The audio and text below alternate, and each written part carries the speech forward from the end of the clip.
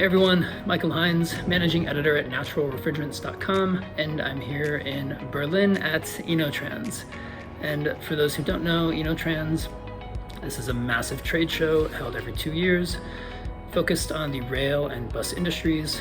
And specifically, we're talking passenger and freight rail, and with buses, it's just city buses. This show, it's enormous. It takes over the entire Berlin Convention Center, which I believe has 25 halls, and I think there are more than 2,000 exhibitors. And truthfully, I've only scratched the surface of what's going on here.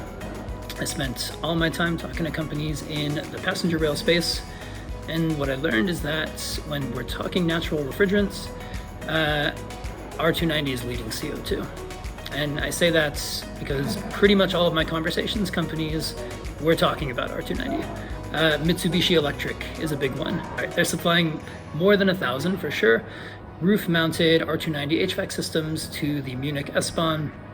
And for those who don't know, the S-Bahn in German cities, it's just a city train. And when I stopped by the Mitsubishi Electric booth, they said they're actively trying to grow that business. They're trying to work with other companies who have contracts with cities to supply more R290 HVAC units to these trains. I spoke with a German company, Rexon, who had a roof-mounted R290 air conditioning unit at the show. This was not for a city train, it was for regional and long-distance trains. And they told me that this unit is currently undergoing field testing and that it's going to be ready for delivery to customers, I believe, the beginning of 2025.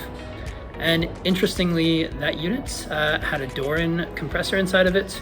So Doran, right, best known for its work in refrigeration with CO2. Well, they're doing propane, and they're doing propane for Mac.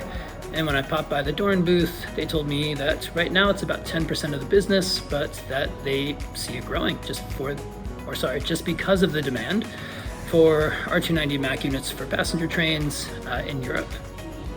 There's another company, InnoTrans, a German company, and they are not doing Mac systems, it's strictly battery cooling, but they use R290. And when I talked to them, interestingly, they said they have a project going on in California.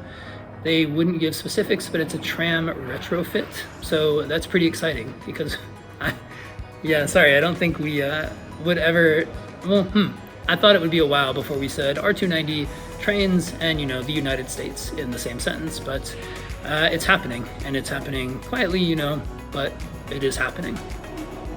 I will say, CO2, not really mentioned in the conversations I had, but that's not to say it's not present.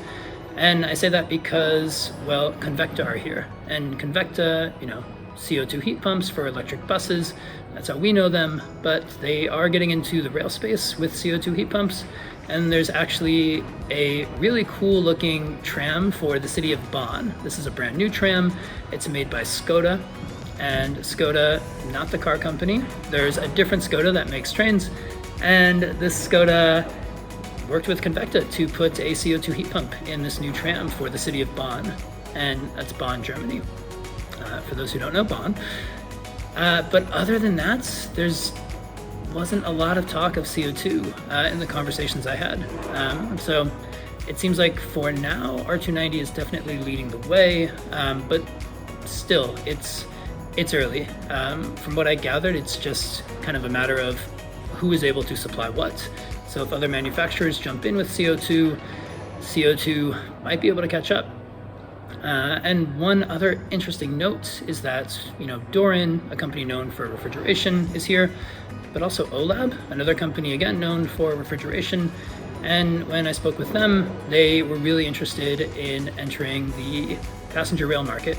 They want their solenoid valves for R290 systems in these, Mac systems for passenger rail.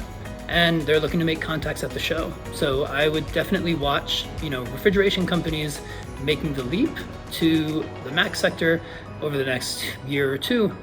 All right, everyone, thanks for watching. See you on the site.